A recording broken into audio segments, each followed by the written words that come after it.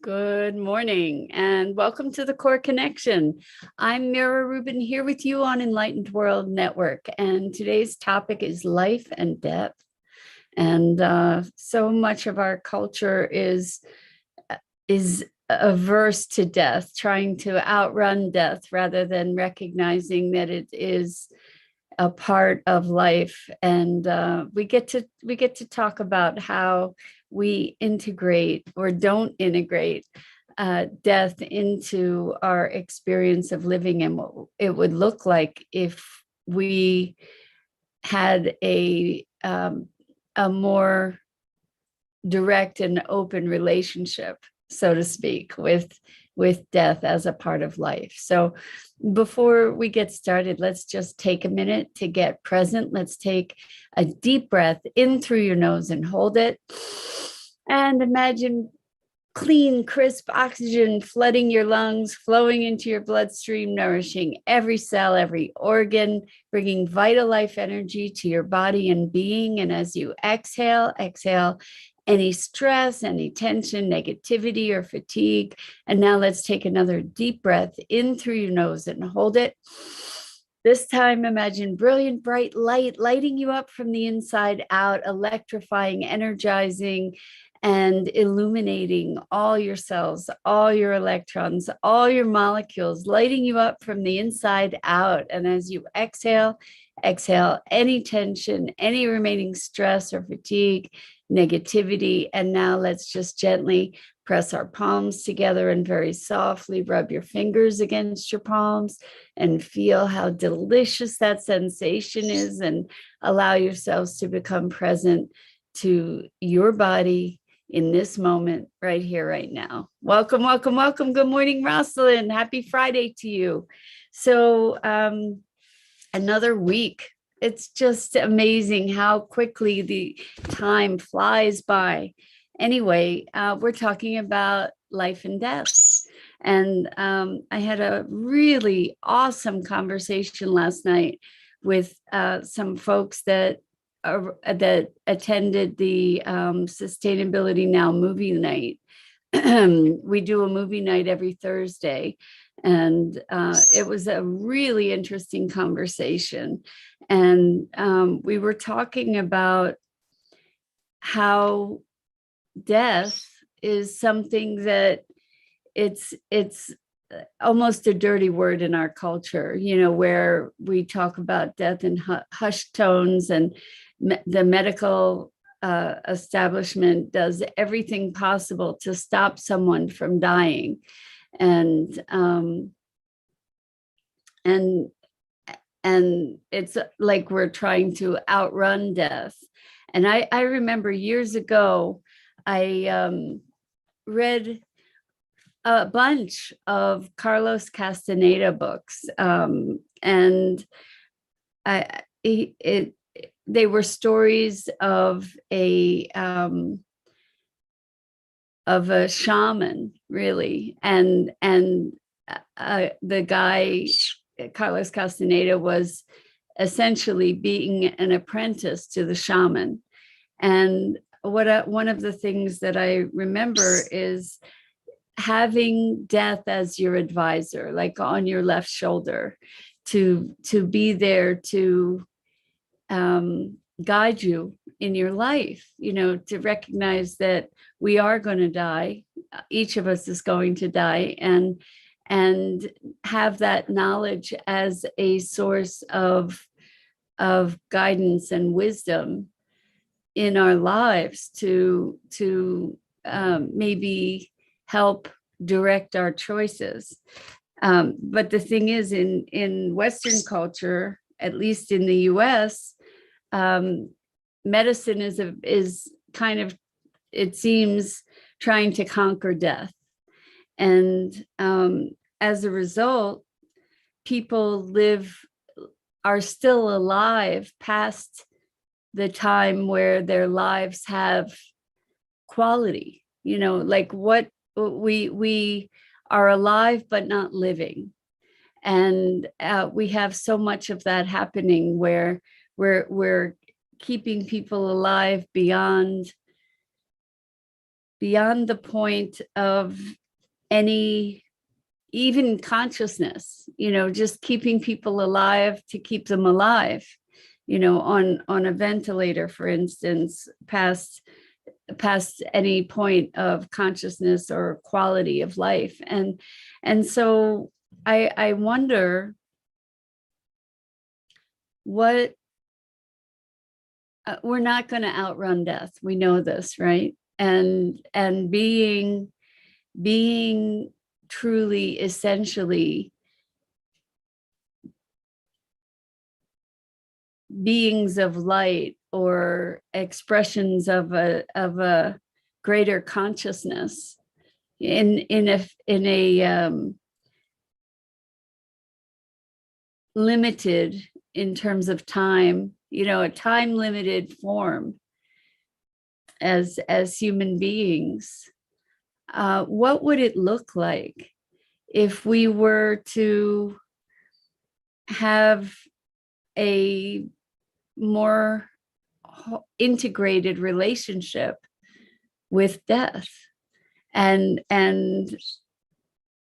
rather than the fear of it, rather than the avoidance of it, rather than the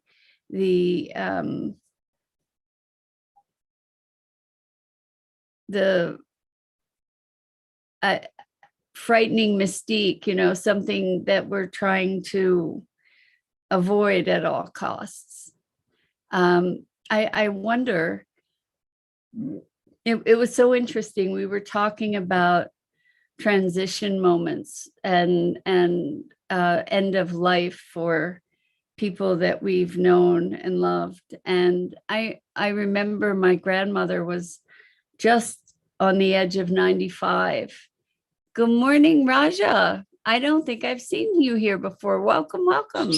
So good to have you. We're talking about death and dying, and what it might look like if we were able to integrate death in our experience of life. It used to be that people would die at home among loved ones.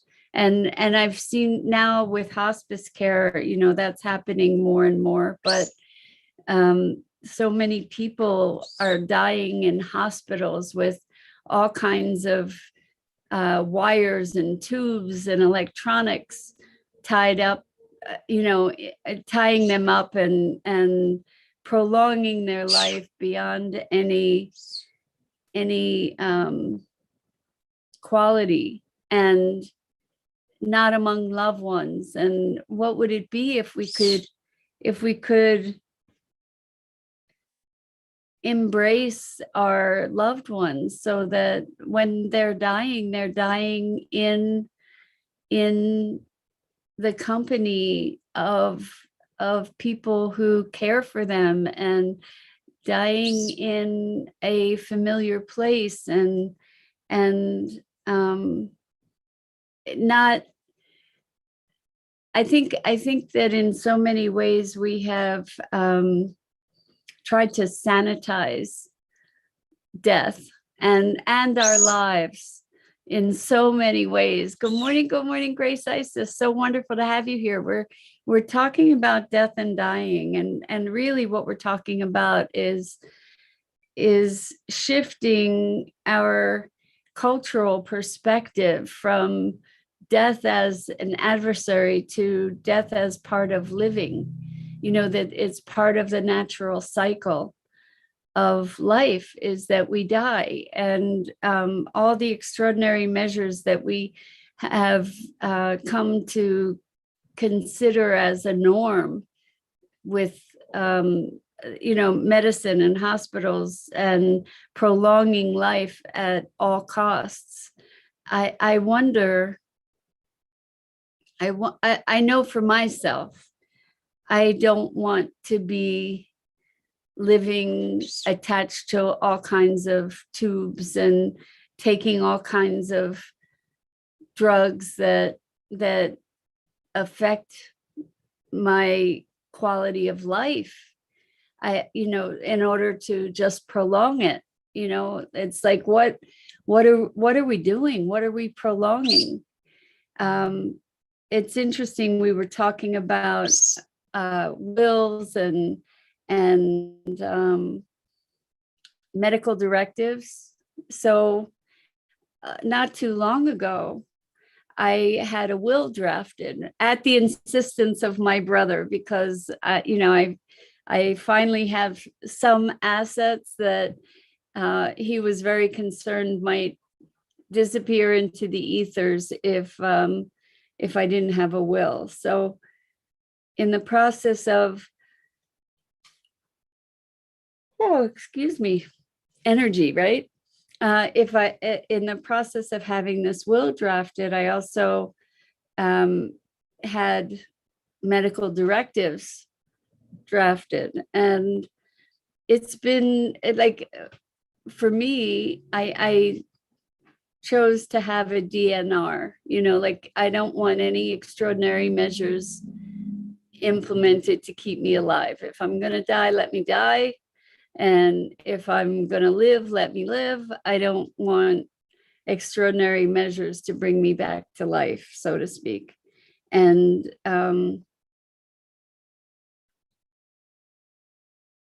I think part of that for me is that this human experience, I'm here for it, and there's a part of me that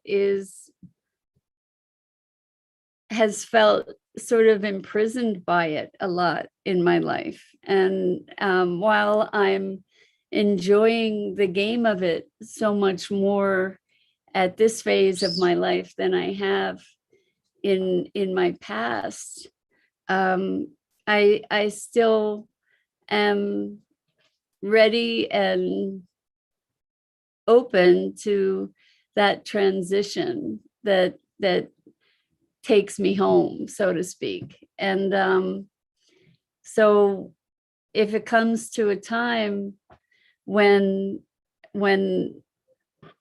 I could be allowed to die and move on versus being kept alive with extraordinary measures, I don't choose that. I choose to be allowed to leave when I've fulfilled my time here. When I've completed this journey, I want to be able to leave it gracefully. And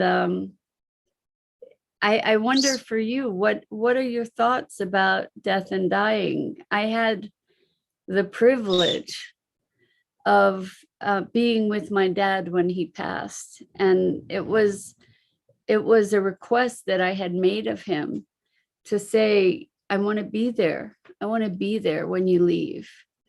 And he said, no, nobody wants to be there for that, and I said, no, I really do. And what happened was that he went into a non-conscious state before I really got a chance to say goodbye. But I was with him, and I was caring for him. He was on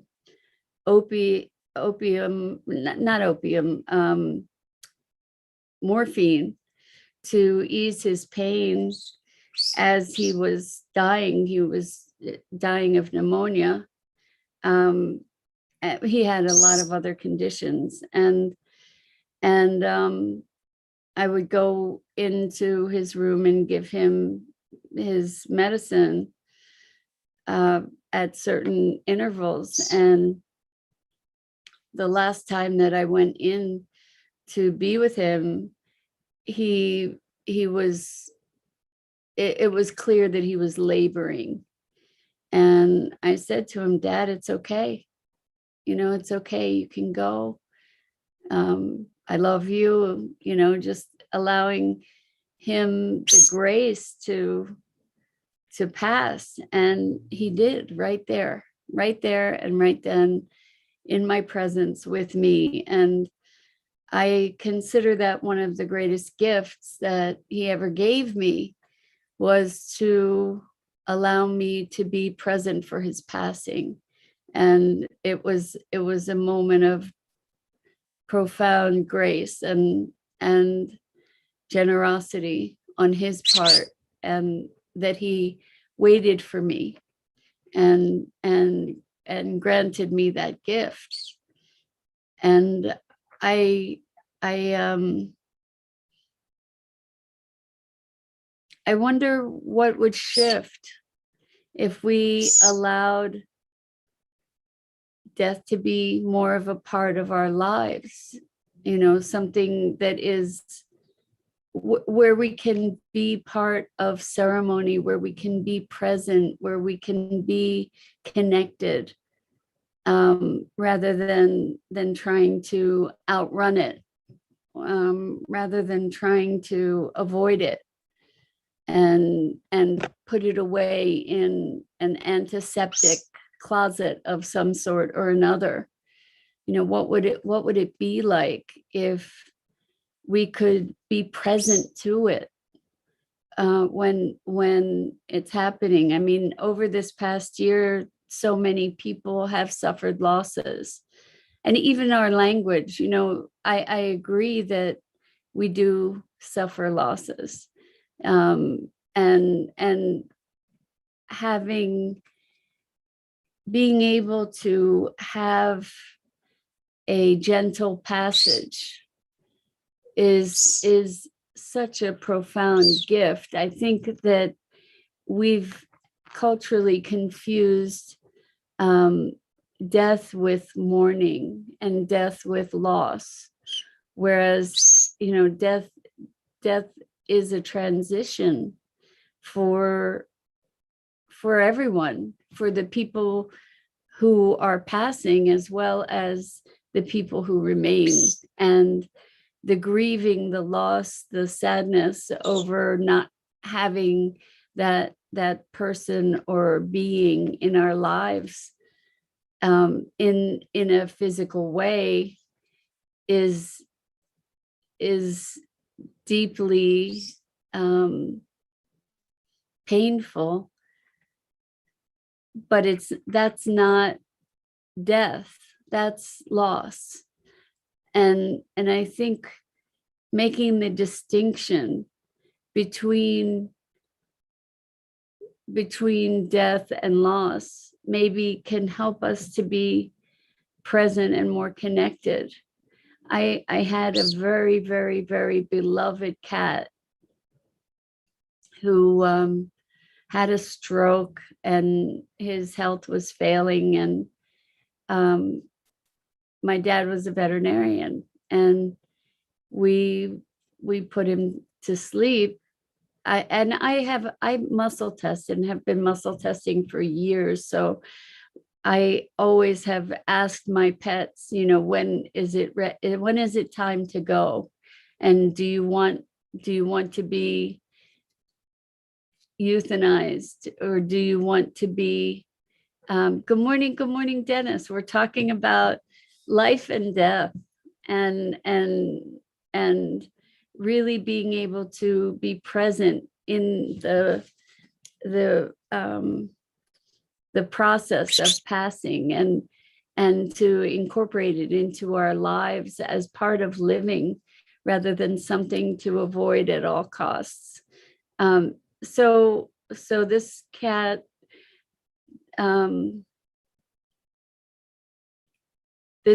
Max, he was like one of the loves of my life, and he said through muscle testing that he was ready to go. And because my dad's a vet, he came to my house, and we were able to have him be comfortable, and I was able to be holding him and be present to loving him. And what a gift, right? What a gift for him to not have to suffer more, for him to be where he's comfortable and familiar. It's funny, this is so many years ago, and still there are tears, right? For the loss of him, for not having him as a presence in my life from day to day. And yet for him, what a gift, and a gift to me to allow him to transition where we were connected and where he was so deeply loved, and where he felt comfortable, where he felt at home. I having culturally experienced so many deaths over this past year, so many people dying of COVID, and it makes me think about when we're present to the cycle of life. I think that there's such a great richness available to us as we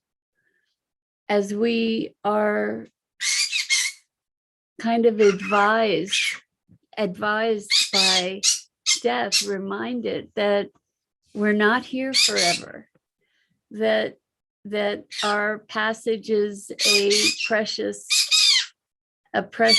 gift for whatever time we're here, and part of the conversation last night, it was very interesting. One of the people is an animal communicator, and she was recounting a story of a kitten that was maybe 5 weeks old that died, and the communication with the kitten was, why so short a time? Why did you just come and go so quickly? And the response from the kitten was, I'd never been in a body before. I wanted to try it out and see if I liked it. And if I did, if I did, I would come back. And, we think about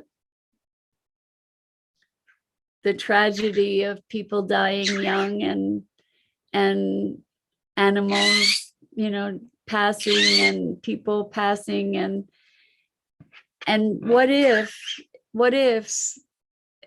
it's all in its own time, it's all in its own perfect time. I think that that's probably more of how it is. And then I wonder, with all the extraordinary measures of medicine, where we keep people alive a lot longer than they would have been without all those extraordinary measures. I don't know if that's necessarily a benefit.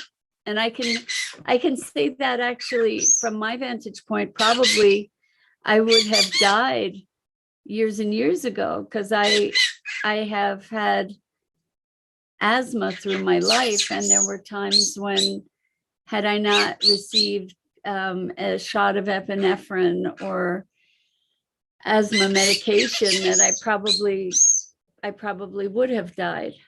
So it's a mixed question. Maybe I guess I haven't really thought of it, but perhaps I'm living on borrowed time. And I can say that I'm grateful for that at this point in my life. Although at other times in my life, it was so painful that I spent years actually wishing to die, because I was so sad, and life felt so hard. So I guess I can say that in its perfection, even with the extraordinary measures of the medication and oxygen and epinephrine and whatever have kept me here, I'm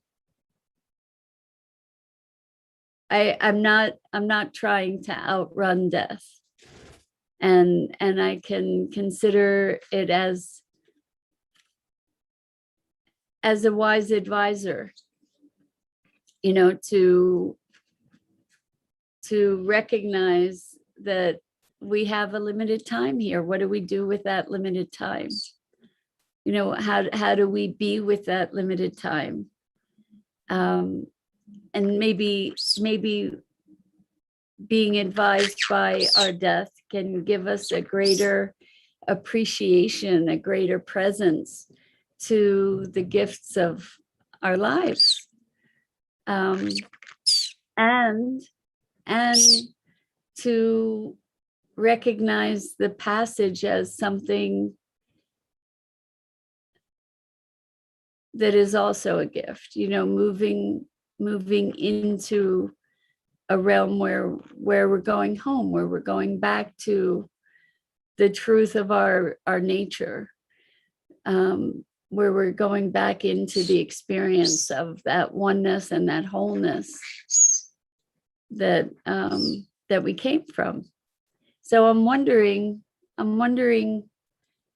about your perspective on death. Certainly, like with those in my life that I love, I'm not eager for their passing because I love having them in my life, right? Like Maggie and my cat Jewel and my human connections, my family, my friends.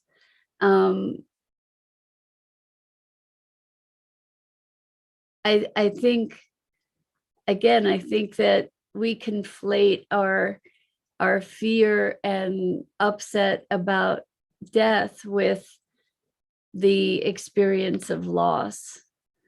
And I think that it's two separate things, right?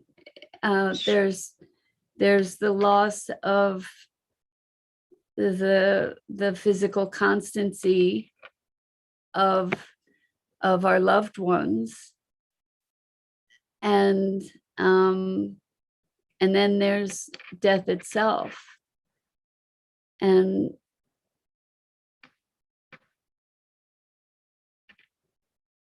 I think I think there's a beauty to being able to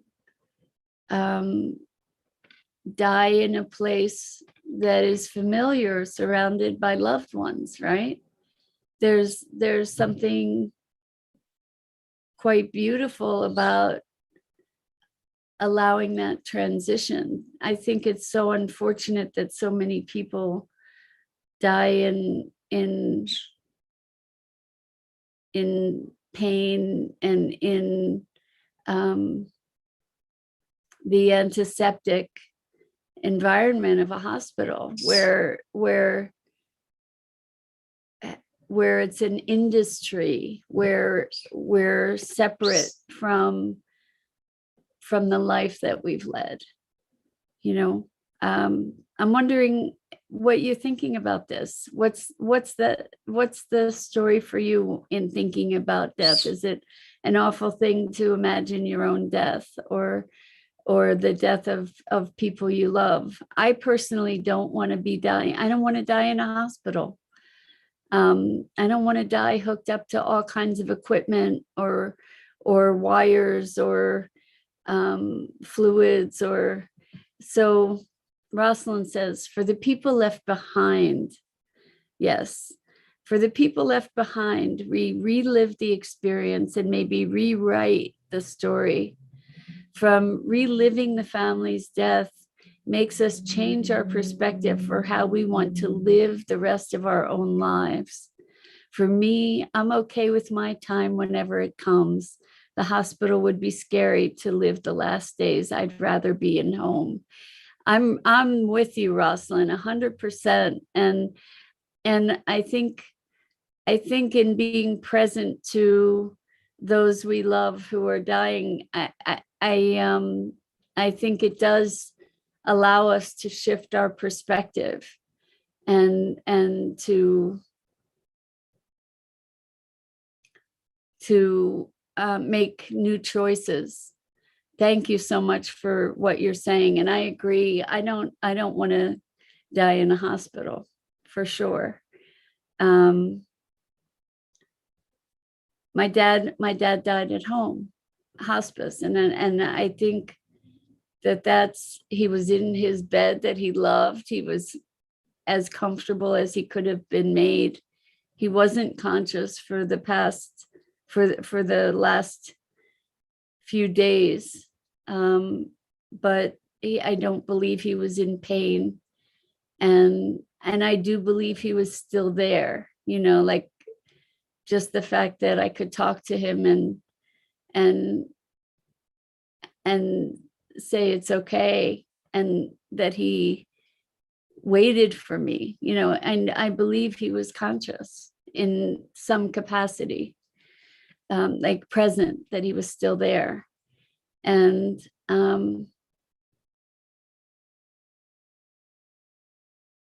yeah, I wonder what our culture would be like if we didn't fear death. I think it would be very, very different.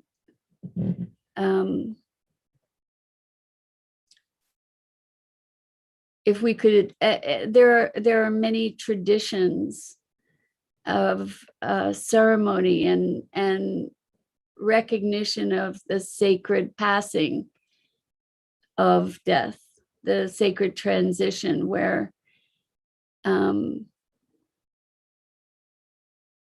the body is cleansed and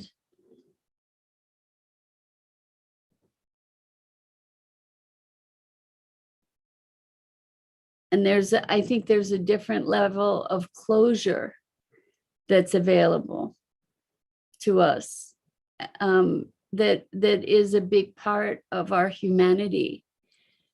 I think that we get to be more present to nature and to cycles, that there's so much more available when we presence ourselves to the transitory nature of our being, not in a bad way, just to be like that's part of our lives. Yeah, so interesting musings. Yes, to be looking at how death is so much a part of life, and what happens if we are connected in that process, and to that process for ourselves and for our loved ones. What might we do differently? How might we live differently, knowing that, really truly knowing that we will die? I think that's a conversation that so many people just couldn't have or can't have. And I wonder, when we allow for that conversation, especially as people are moving closer to that transition, to be talking about what that is. What is it like with death so close? And how is that shaping the moments that we live? I believe there's a wisdom and a richness that can come from recognizing that we are here for a brief passage. So what I invite us all to allow ourselves to be present. So Rosalind says, Terry Angel from EWN will be offering death doula services. I have thought of that myself, Rosalind. That's awesome that Terry is doing that. And Rosalind continues, I imagine she will incorporate prayer and spirituality and maybe explain to loved ones what can be experienced in the life after life. That's a beautiful, beautiful thing. Thank you for sharing that. And I think there is incredible magic in that transition to be moving into a different realm consciously, for the person who's dying and the people who are connected. I think that there's such a profound gift there of the mystical and wondrous and spiritual.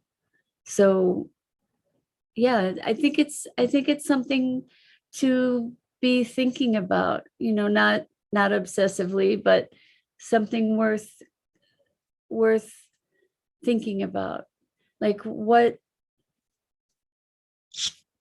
I don't want to live at all costs.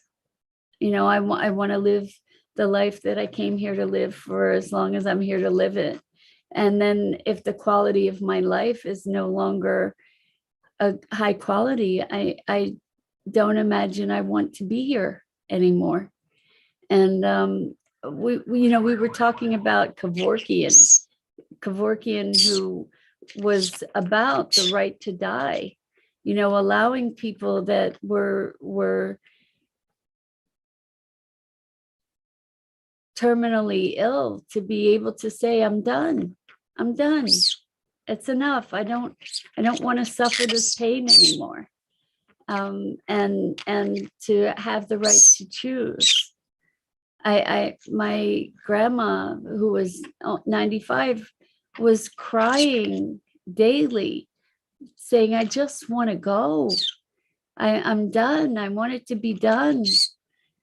So I think that there's something to that choice, to be able to choose that it's time to go. So anyway, interesting, thought-provoking. Again, I so appreciate you and your engagement in these conversations, and for having these conversations with me. But I think that that's it for today. And I'm Mira Rubin. This is the Core Connection. And I go live each weekday morning here on the Enlightened World Network Facebook page. Please check out the other awesome programming on Enlightened World Network's different venues. There's Enlightened World Living and EWN, One with the Earth. And just so much love to you. And allow yourself to be present to the fact that we're alive for this brief moment. And